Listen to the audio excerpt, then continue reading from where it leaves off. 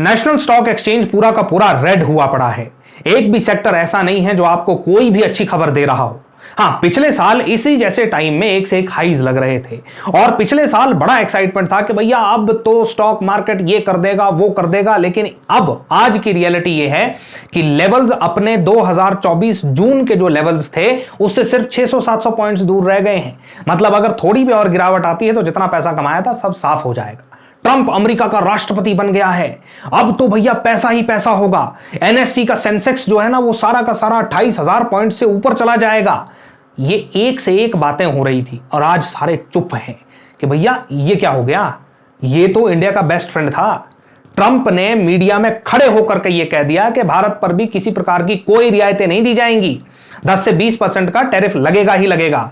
और Elon Musk TV पे आकर के झूठ बोल देता है कि भैया इंडिया में अगर हम अपनी फैक्ट्री लगाते हैं तो हमको 100% का टैक्स लगेगा, जबकि 2023-24 की भारत सरकार की पॉलिसी है जिसमें कहा गया है कि $500 मिलियन का या उसके ऊपर का इन्वेस्टमेंट अगर आप इंडिया में करते हैं तो सिर्फ 15% टैक्स आपको लगेगा।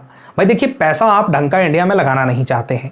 इंडिया की लेबर को आप बंधुआ मजदूर की तरह इस्तेमाल करके यहां सामान बना करके हायर प्रॉफिट रेट्स पे बाहर बेचना चाहते हैं, अपना प्रॉफिट आप बनाना चाहते हैं और $500 मिलियन तक भी आप इंडिया में इन्वेस्ट नहीं करना चाहते। फिर आप कहते हैं कि भैया हमको जो है ना टैक्स में रियायत भी दो।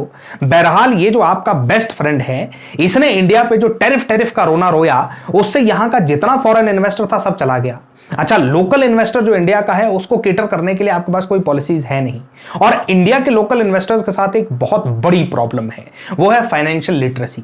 चाहे कितने भी चार्ट्स दिखा लो, कितनी भी एक्सप्लेनेशंस दे लो इनको, इनके दिमाग में एक बात समझ में नहीं आएगी और वो ये है कि भैया लॉन्ग टर्म में मार्केट हमेशा अच्छी ही रहती है, लॉन्ग टर्म में हमेशा प्रॉफिट होता है। हो क्या रहा है कि लोग देखा देखी में कुछ कहानियां सुनकर के, कुछ स्टॉक मार्केट वालों की बातें सुनकर के आ तो गए इन्वेस्ट करने के लिए, लेकिन यह बात उनके दिमाग में बैठी नहीं कि लॉन्ग टर्म में आपको प्रॉफिट मिलेगा। जैसे ही मार्केट रेड में गई सारी की सारी एसआईपीज बंद हो गई, माइनस 104-106% की एसआईपीज हो रही हैं।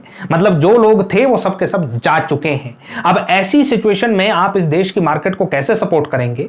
और तीन चीजें जो इस वक्त इंडिया की मार्केट में नहीं है वो है फॉरेन इन्वेस्टर, एक, दूसरा अंदर के लोगों का इंटेंट और तीसरा क्लूलेस गवर्नमेंट। जब तक ये तीन चीजें आपकी ठीक नहीं होंगी इंडियन स्टॉक मार्केट का रेड से ग्रीन में आना पॉसिबल नहीं है।